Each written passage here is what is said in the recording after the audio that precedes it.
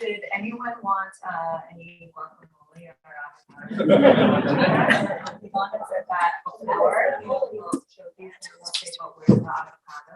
So for 2 lucky contestants at the Q&A, we do have some avocados from Mexico that we will we really want to ensure that we're getting our fill. And it was perfectly right for Super Bowl or the game. Legal said the game made them happy. But this is really exciting to be able to sit here with you, Ivonne. 7 years is such an amazing accomplishment, and everything that you've seen from the case study is really fantastic. I love a Barksdaleism. It's the CEO of Benson, and he says, if we have data, let's look at the data. If all we have are opinions, let's go with mine. And so I really love this like brand performance and this profession of being really innovative, but also showing it through like quantifiable metrics. What does that mean? Showing the value. You have a lot of people that when you talk about the forum of a big game, and what that means about massive audience reach and how exciting that is for people. And some people might say, you know, that old quote, it's like, I know 100% of my advertising is here, but I only know 50% works. I just don't know which half. We're really looking at when they say spray and pray, which isn't the most quantifiable or scientific method. It's really exciting to see a case study that actually has these values and metrics. And so I just really wanted to talk about, at first, you had mentioned the concept of brand performance, and it's really exciting when you see the innovation that's come from the campaign and what's inspired. Can you expand more on brand performance and what that means? Sure. 2 things that are important here, and I'm going to refer to the Drum article. It's a really, really good one, and Avocados from Mexico took like half of the real estate, even though Meta was also in the headline. But it was telling that's expected. That's what happened. Meta is expected for them to dominate the conversation, and the authors say what is unexpected is that Avocados from Mexico, and they really got under the hook of our campaign based on what they wrote is they are doing this, they are doing that, they are manufacturing that opportunity to try conversation. So, and one thing that they point out that very, very smart whoever did this analysis, because we, you say, you know, it's a huge audience, but we're very intentional about who we reach. Yes, we're reaching everybody with a Super Bowl spot, but that's what digital is all about. And if you look at the numbers, Avocados from Mexico is the only brand in the Super Bowl that is has a participation on social media. The ratio is 75% female, and no other brand. The other brands are like the other way around. And so that's first is intentional. I say this to show that our metrics are very intentional. We are performance obsessed, a performance obsessed organization. We built a platform to track every single thing that we do across the entire organization. Every person in the organization has no less than 50 different goals that we track every single month. And at the end, well, it's performance-based metrics. So like we were talking earlier, we were the brand, the top 1 brand for 3 consecutive years in the variation of purchase consideration 1 month after the Super Bowl. The poll YouGov, they surveyed 4,500 consumers every day for a whole month, starting before the Super Bowl and going after the Super Bowl. And then they published the results. What brands are top in purchase consideration 1 month after the Super Bowl? And Avocados from Mexico had been number 1. All the other brands, even the big ones, below us. And we're talking about a variation of 15%, 12%, say 6% was the lowest. So when we talk about brand performance, going to your question is, we think how many metrics this campaign will support, and then we build the avenues and the tactics to get to those metrics. If it supports 20 metrics and we have to build local activations, digital, paid search, all the channels of digital will do it. So that I think that connectivity and the looking at the metrics as a metrics set instead of an individual isolated metric is the kind of what is around brand performance. Thank you. And because it's very important to get the data right. So 7 years alone, brand preference you mentioned increased from 20 to 60%. And it was the #1 brand among all Super Bowl advertisers in terms of purchase consideration for 3 years in a row. And so that really is what's wonderful is the focus of the testament on what you've done for advertising, where you're talking about brand performance. And I really, as you were speaking of the metrics that you want to build a creative around, I think that really looks at various creative that you've executed upon. You have, how and what advice can you give others for determining what the creatives are, what they represent, versus the defining of what that performance metric is. Yeah, that's a very interesting question because there's a kind of that debate in the industry, what drives what? Is creative drive media or media drives creative? I'm more the creative type, and I believe that media should drive creative because media is what is going to carry your metric, your performance metric, your business metric. So once we determine what is the business metric and the performance metric, we then define what is the type of creative, the asset, the visual, the narrative, the headline of the creative that is going to carry that metric or capture that metric.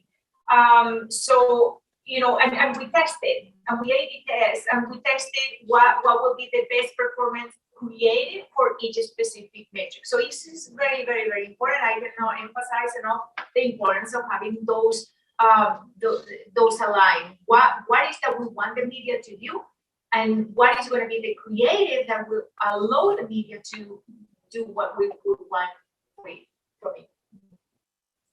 I wanted to just bring up again, I thought it was so impressive when you said the number of employees that work for Avocados in Mexico, and you see the massive scale that's here.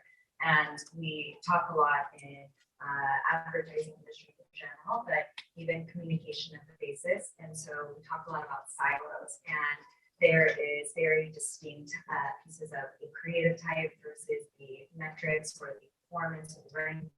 It's beautifully talked about here with passion, innovation, like you thinking of Avocados. And so really looking at how Avocados in Mexico has made it a testament to say we want to blur the lines between the two and to just be very in tune with each side of the department and what you're doing. Do you have any advice for what you've done and your passion behind making sure that the creative ties all the way to the end and having that full circle touch point? Yeah, I love that question too because it's difficult, it's not easy, and it's something that we're doing right now as we speak.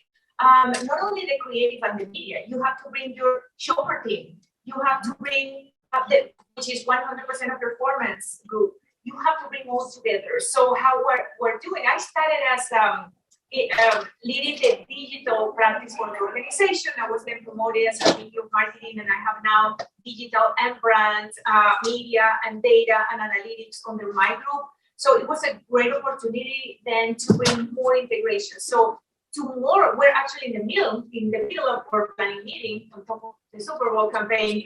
And tomorrow we have an all-day meeting with, there's about 40 people in one meeting.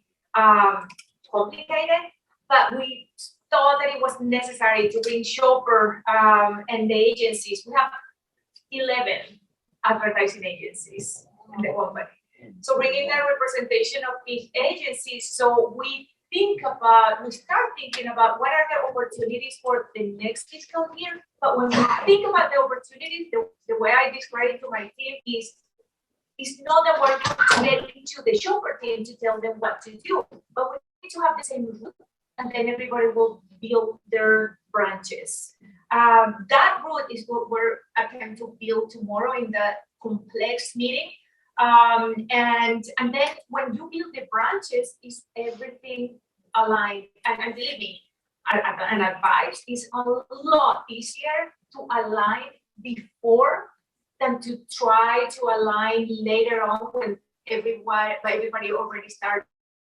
A lot of Frankensteins are out there because of this. amazing, and I'm really proud of us because we are so good on time. We have 40 minutes, so we could open up for Q&A for Ivonne. There is avocados on the line. Now it's time to prove the power of avocados. I love avocados.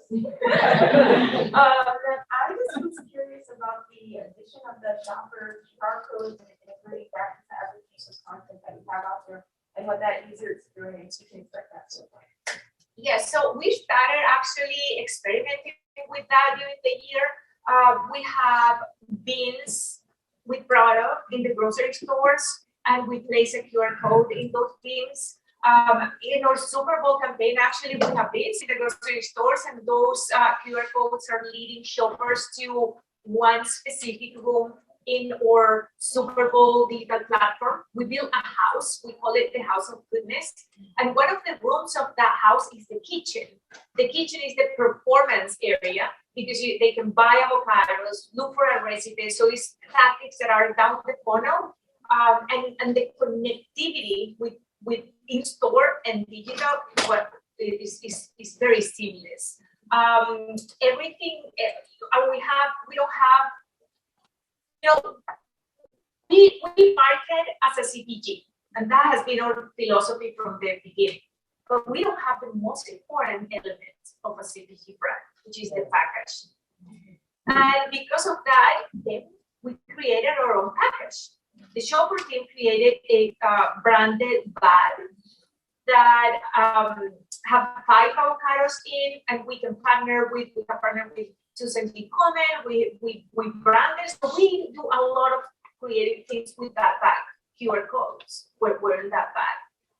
So and that was just a testing. We were testing the water. This year we're going to come with a much more cohesive and broad application coming from the shopper assets.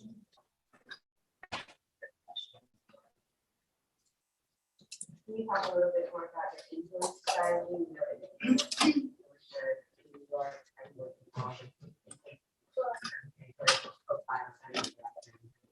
You know, I love every question that you guys are asking, so I'm very excited about it. We started working with influencers at day one. And what it amazes me is how influencer marketing has changed radically from 2015 when you have an influencers and you told them, this is what I want you to say, and my logo has to be there, and this is the type of font that you're going to use. Influencers and the media and the culture that TikTok has created rebelled against that.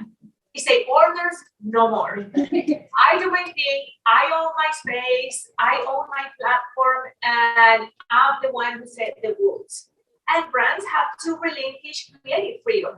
So what we're doing right now is that we have 20 TikTok influencers. We give them a space, a physical space with, we do a quirky things. So we launch a fashion collection, a fashion clothing collection as a creative asset to communicate the message of our campaign, always good. And we set a space in New York, and we manufactured the collection that until then was only digital. And we get them to the influencers, just try it on, do your thing. Honestly, I mean, I started, I'm a Gen X, say that here. So when I saw that, I say, oh, I don't know. I asked my agency guy, are you sure this is going to work like that? Why are we having only one kind of canvas for them to say? And, I mean, literally my creative director put his 9-year-old daughter to explain what is the dynamic of that challenge.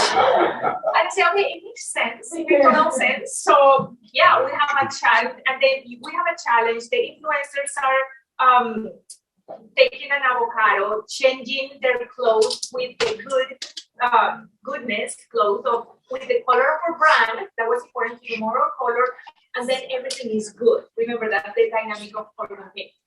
I was amazed how that was caught on fire on TikTok in hours. So now what the audiences are doing is just taking those videos and doing a duet with those influencers.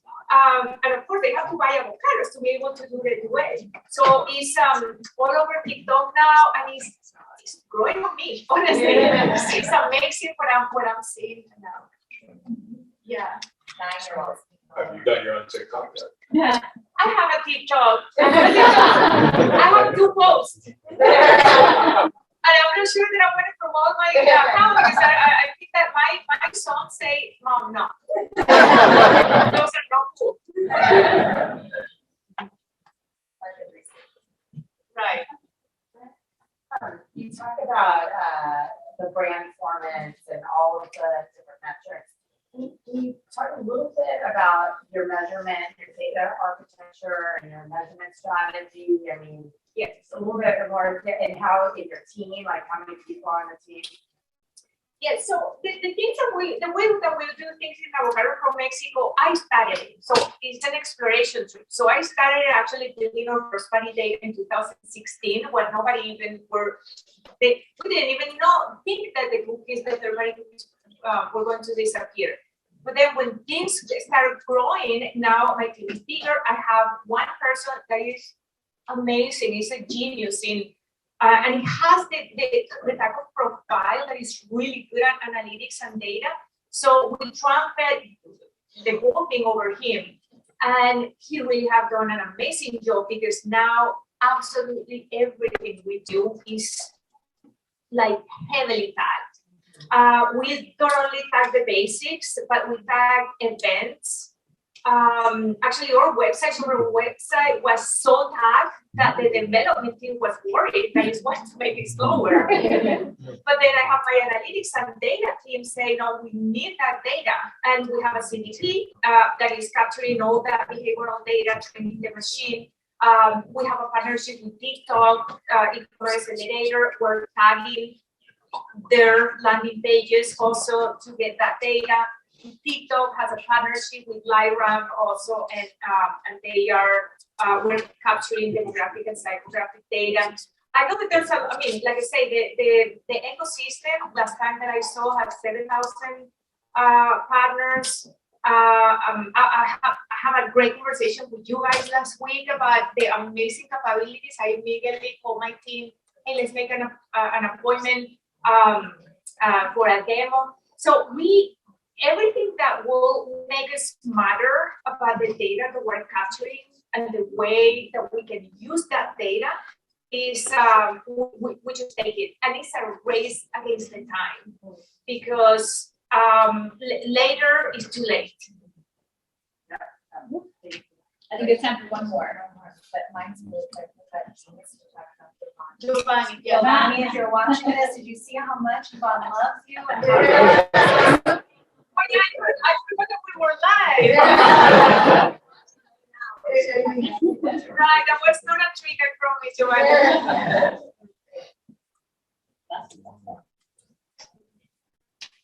Hi, I saw that you partnered with Tabasco. Is there a reason you chose that partner as opposed to other hot sauces or being brand agnostic?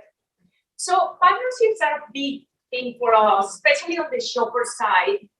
They always are building partnership, and that year, 2018, they had a partnership in store. Usually we translate the in-store partnerships into the digital space. They had a partnership with Tabasco, and I say, hey, the creative idea was perfect for a partnership because it was a town, guacamole town, and say, hey, we build you some, we have some real estate for you. We can build you something in our digital platform, and they loved it and came over, shared the cost of their piece, and we launched together. So. And I think that was in 2018. I think that today's partnerships are gaining more momentum because it's amazing what you can do with partners, like you guys, and partners like other brands. I think that the strength of the future of marketing is in partnerships. Right. Thank you. Great way to end it. Thank you so much. This was fantastic.